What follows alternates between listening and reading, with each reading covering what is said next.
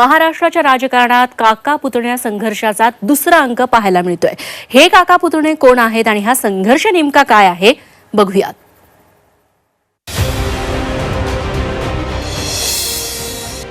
अजित पवारांचा दम,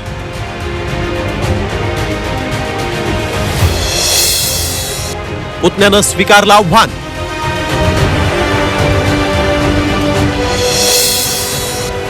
पुन्हा काका पुतण्या 2.0।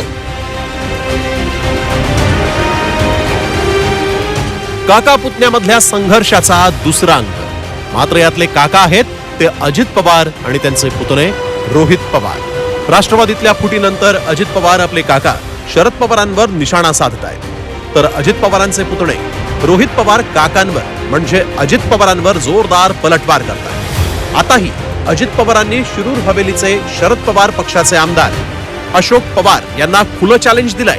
तू मंत्री काय आमदार कसा होतो तेच पाहतो, अशी खुली धमकीच अजित पवारांनी दिली। साहेबांनी सांगितलं पुढच्या वेळेस तूच मंत्री, अरे पट्ट्या तू आमदारच कसा होतो ते बघतो, मंत्री होतो का? अजित पवारने एकदा मनावर घेतलं तर मी म्हणणाऱ्यांना मी आमदार होऊन दिलं नाही, आता मी पण चॅलेंज देतो, तू आमदारच कसा होतो। अरे निलेश बेटा, तू ज्या शाळेमध्ये शिकतोय त्या शाळेचा हेडमास्टर अजित, आणि मी जर तुझ्या मागे लागलो तर तुझा पुढचा आमच्या ग्रामीण भागात म्हणतात कर्ण जिरवायचा, कर्ण असा कर्ण जिरवी की परत तुला सतत अजित पवारच डोळ्यासमोर। तू माझ्या नादी लागू नको, महाराष्ट्रात जे माझ्या नादी लागले त्याचा पुढचा बंदोबस्त केलेला महाराष्ट्राने बघितला। अरे तू तर तीच झाडची पत्ती आहे।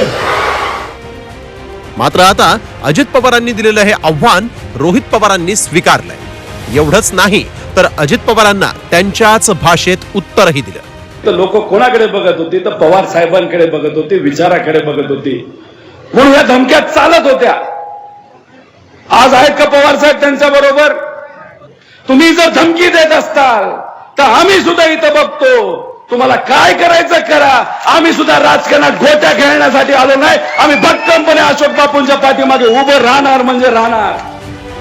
याआधी बारामतीच्या प्रचार सभेत रोहित पवार मंचावर ढसाढसा रडले होते। शरद पवारांबाबत बोलताना रोहित पवार भावुक झाले होते। साहेब, मी तुम्हाला विनंती करतो, काय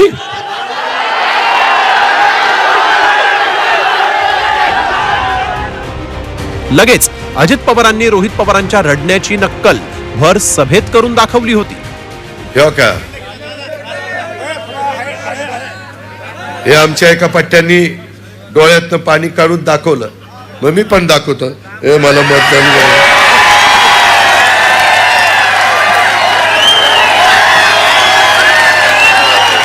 अरे काय महाराष्ट्राच्या राजकारणात आजवर शरद पवार आणि अजित पवार यांच्यातले संबंध हा चर्चेचा विषय ठरत होते, तेच आता रोहित पवार आणि अजित पवारांच्या बाबतीत होताना दिसतंय।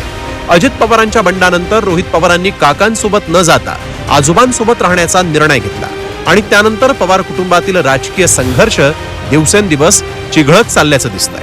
ब्युरो रिपोर्ट, झी 24 तास।